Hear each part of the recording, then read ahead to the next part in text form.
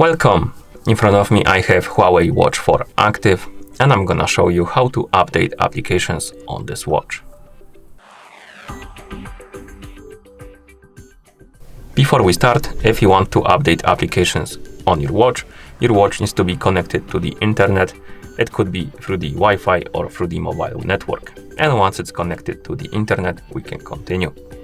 Now, let's wake up the screen on our watch by pressing the Chrome button, and then press it again to open the menu. After you open the menu, find the App Gallery icon and tap on it. Here, find the option called Update. It's gonna be at the bottom of the screen. Find it and tap on it. And right here you will have the list of applications that have the update available. As you can see, my apps are up to date, but if they weren't, you will see the application right here.